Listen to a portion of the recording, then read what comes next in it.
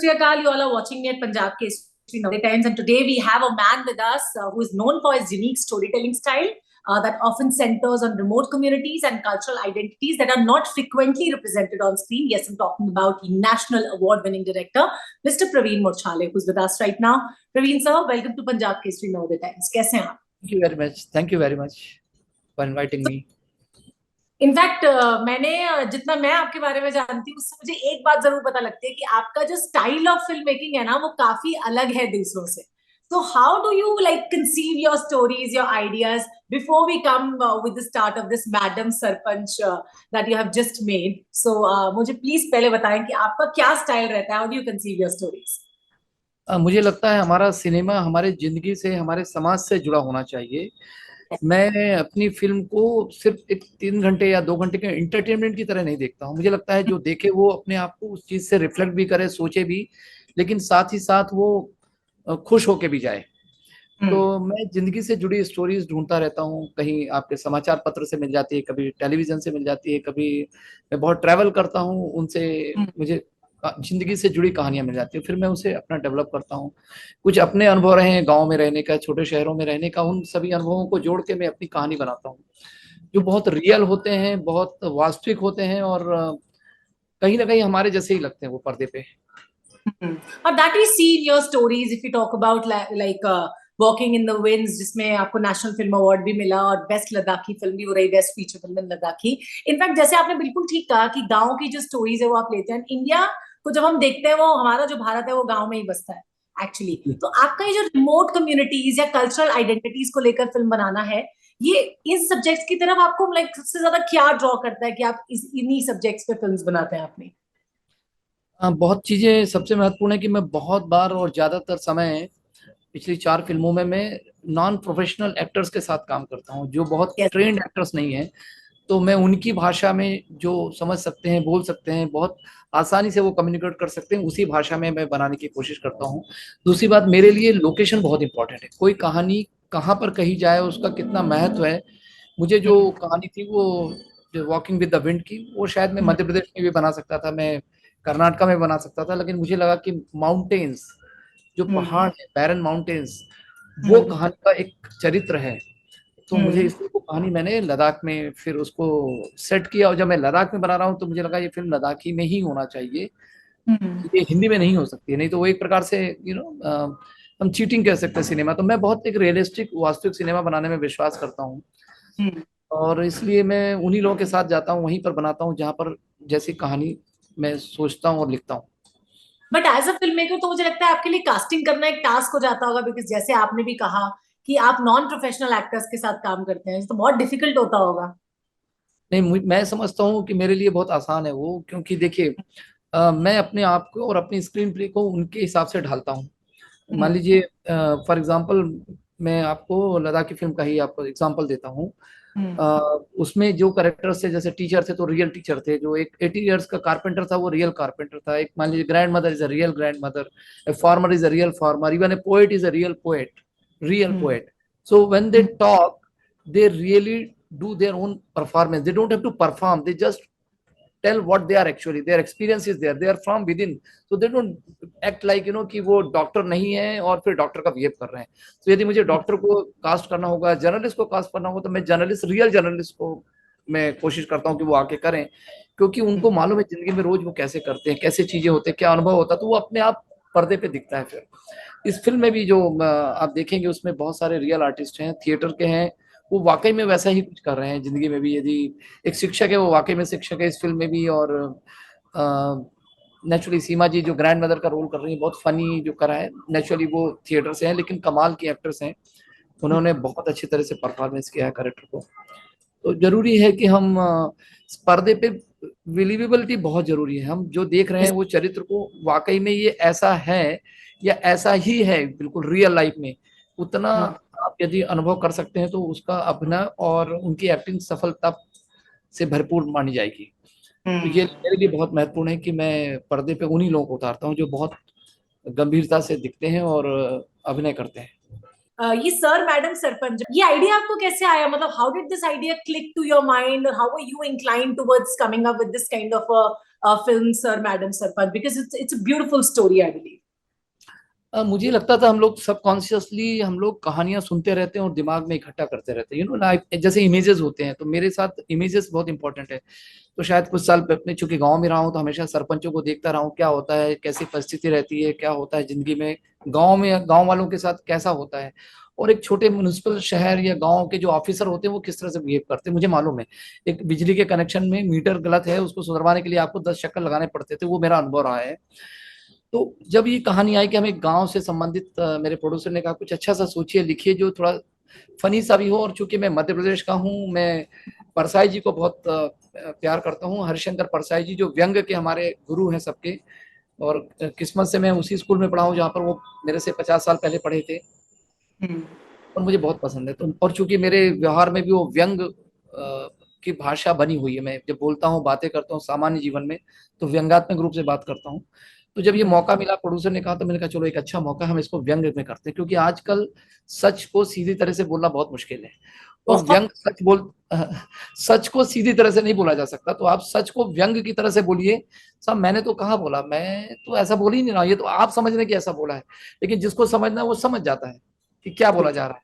तो व्यंग, जब आपके साथ सिनेमा में मुश्किलें आती हैं, जब आपको उतनी स्वतंत्रता नहीं है बोलने और कहने की, तो आप व्यंग को आधार बनाते हैं आपका, और वो कोई नहीं रोक सकता फिर आपको, क्योंकि आप ना कहते हो भी बहुत कुछ कहते हैं। तो ये फिल्म मैंने उसी व्यंग विधा से लिखी हुई है। और जब ये कहानी आई तो फिर मुझे लगा कि जो अमेरिकन कैरेक्टर है एरियाना का, जो लड़की अमेरिका से आती है, वो भी एक रियल लगना चाहिए। तो she is actually from America, LA में पढ़ी बड़ी है और थिएटर किया है, और वो वाकई में उन्होंने गांव भी नहीं देखा हिंदुस्तान का, तो वो उतना रियलिज्म है कि जब उनके लिए भैंस देख के छूना हुआ, तो वो छूते हुए भी जो डर होता है कि भैंस का, या मान लीजिए गांव में कैसी चीजें क्या होती, तो वो जो एक्सप्रेशन से माइनर एकदम रियल होंगे. तो चेहरे पे आना चाहिए, वो कोई एक्ट नहीं कर रहे थे, वो रियल थे सब। तो ये कहानी इस तरह से बनी, और फिर मैंने इसको लगभग 5 दिन में पूरा स्क्रीन प्ले खत्म किया था मैंने।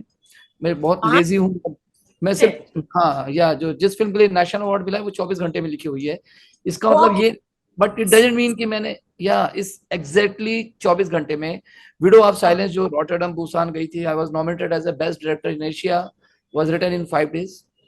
It's not that writing is only I start and then start thinking of the thing, know you, वही मैं आपसे बोल रहा हूँ, कुछ इमेजेस आप जिंदगी में रखते हैं, आपके दिमाग में रहते हैं, और वो जब इमेजेस सामने जब आप दिखते हैं, तो वो अनुभव और वो इमेज आपके सामने आती है, उसको आप रीशफल करके रीअरेंज कर देते हैं स्क्रीन प्ले में। तो शायद वो ऑब्जर्वेशन इज वेरी इंपॉर्टेंट मेरे लिए। मैं बहुत ट्रैवल करता हूँ, बहुत लोगों से मिलता हूँ, वो सब जहन में बैठे रहते हैं, और उसको जहन से कागज पे उतारना, शब्दों में पिरोना is not a big time consuming process. मतलब आपको असिस्ट करना हो तो कैसे करना पड़ेगा सर? मतलब कहाँ कांटेक्ट करना, बताएं. बहुत बहुत बहुत छोटी टीम के साथ काम करता हूँ मैं। हमारी फिल्म जो बनती है, इस फिल्म में तो फिर भी ज्यादा लोग थे, 32 लोग थे। अदरवाइज मेरे टीम जो क्रू आती है बॉम्बे से, वो 12-13 लोग होते हैं। हम लोगों ने 12-13 लोग मिलकर फिल्म बना लेते हैं, और अरे वाह. वाकई में वर्ल्ड, और फिर लेकिन हमारी साउंड में, कैमरे में best of the team work करती है मेरे साथ, और वी रियली वर्क मल्टीटास्किंग। और बिकॉज वी ब्रीथ, हम लोग रोज जीते हैं सिनेमा। मेरे लिए सिनेमा सिर्फ पेज 3 या बॉक्स ऑफिस या 3 दिन के लिए ये सब नहीं है। मैं जो सिनेमा बना रहा हूँ, मुझे इतना भरोसा हुआ तभी बनाता हूँ कि ये फिल्म 10 साल बाद एक मुकाम पे जाएगी, या 10 साल बाद भी ये जो कहानी कह रही है वो कमजोर नहीं होगी। तो मेरे लिए सिनेमा 3 दिन के लिए मैं कभी नहीं बनाता, ना सोचता हूँ 3 दिन के हिसाब से। और जो फिल्म लिखता हूँ बनाता हूँ, वो भी कैलकुलेटर रख के नहीं बनाता हूँ। There is no calculator in front of me कि इतना खर्चा हो रहा है तो इसका ये होगा, इसका रिटर्न आ जाएगा। द मोमेंट समबडी सेज मी, कि प्रोड्यूसर कई बार बहुत बुलाते हैं मुझे कि आप बताइए कितना, इसका इतना लगाएंगे तो कितना निकल जाएगा। मैं बोलता चलिए हाँ. चाय, चलिए चाय पीते हैं। जब मैं ये इस प्रश्न का जवाब मैं नहीं दे सकता, क्योंकि मेरा दिल नहीं मानता वहां पर। तो मुझे किस्मत से ऐसे लोग मिल जाते हैं हमेशा, जो बोलते हैं कि अच्छा ठीक है, आप भूल जाइए, आप एक पैसा भी मत लगाइए, लेकिन अपने दिल से फिल्म बनाइए। तो जो चारों फिल्म बनाई है मेरी, वो जो प्रोड्यूसर रहे हैं, उन्होंने कभी कुछ नहीं कहा मुझे। जैसा भी बनाया, किसी तरह से 100% फ्रीडम है। तो मैं लकी हूँ उस मामले में, क्योंकि मैं बहुत फियर्सली इंडिपेंडेंट फिल्में करूँ। मैं बहुत दैट कोशिश वी कैन. करता हूँ कि यस, यस. किसी भी चीज में कोई मुझे इंटरफेयर ना करे। आप ये डायलॉग ऐसा बोलिए, ये बोलिए। इनफैक्ट दिस फिल्म के लिए मुझे सेंसर सिर्फ 2 दिन पहले मिला है, मुझे सेंसर बोर्ड से फ्राइडे को रिलीज होने वाली थी, बुध मंगलवार रात को 10 बजे मुझे सेंसर सर्टिफिकेट हाथ में आया है मेरे, जो पिछले 1.5 महीने से मैं कोशिश कर रहा था। तो होती है बाधाएं, अपनी जगह होती है सब तरह से। बहुत सारी फॉर्मेलिटीज भी होती है उसके लिए। लेकिन फिल्म मेकर को लड़ते भी आना चाहिए, फिल्म मेकर को अपनी बात को मनवाना भी आना चाहिए, बिल्कुल सही। तो जस्टिफाई करते भी आना चाहिए। Hmm. And your films, your subjects show that how fiercely you make films, और आपको किसी तरह का कोई डर नहीं होता। If I talk about Barefoot to Goa, जो आपकी पहली फिल्म थी, आई थिंक जी 2015 में आई थी, है ना? और जी। मैं उसको क्राउड फंडिंग में मिल गया था, आई थिंक, है ना?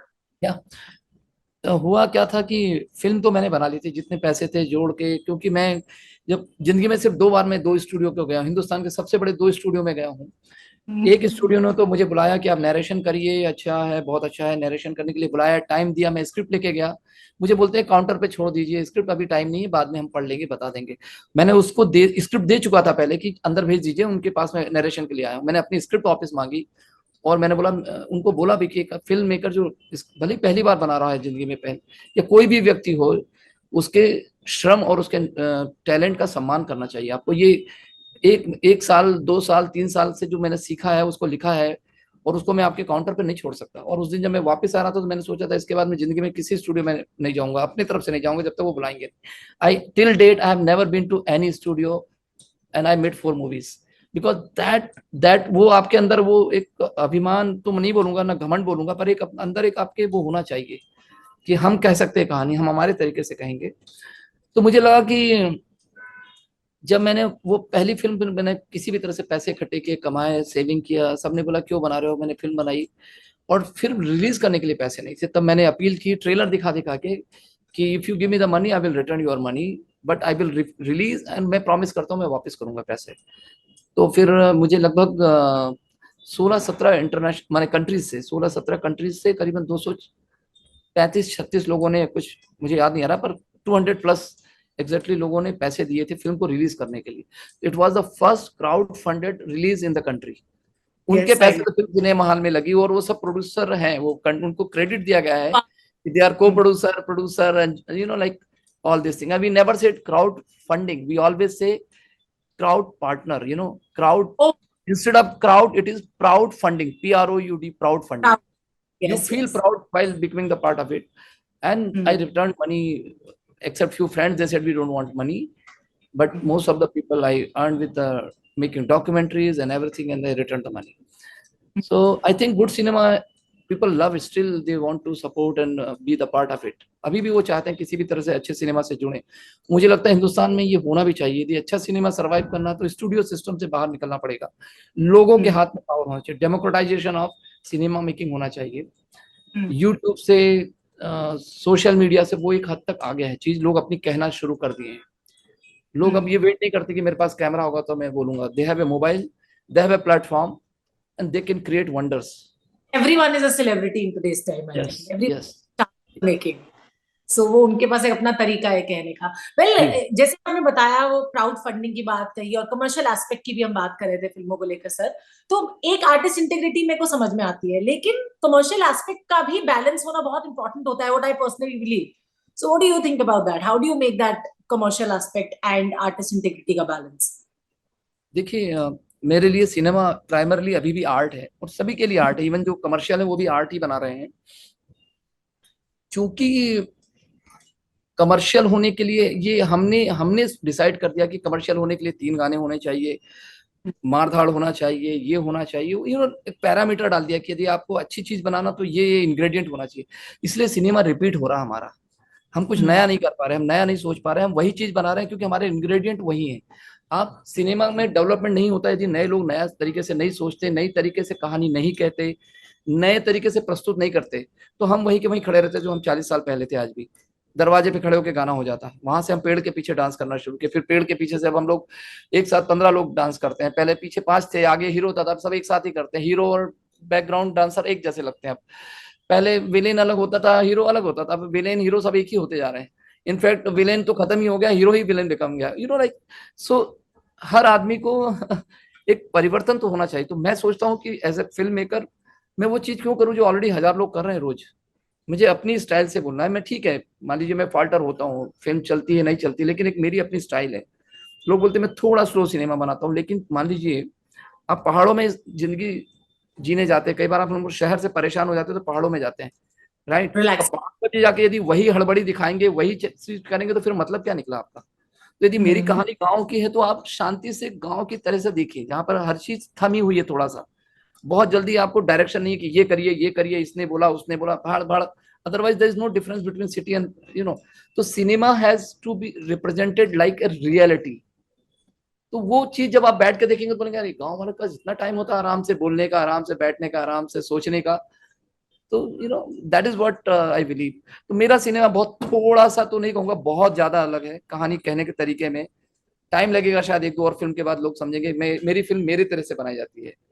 अब जैसे ही हम्म। नाम आता है कि ऋषिकेश मुखर्जी की फिल्म है, या हम बोलते हैं अ, मान लीजिए गुलजार साहब की फिल्म है, या हम बोलते हैं गुरुदत्त साहब की फिल्म है, आपको हम्म। लग जाता है किस तरह की फिल्म होगी ये। हम्म।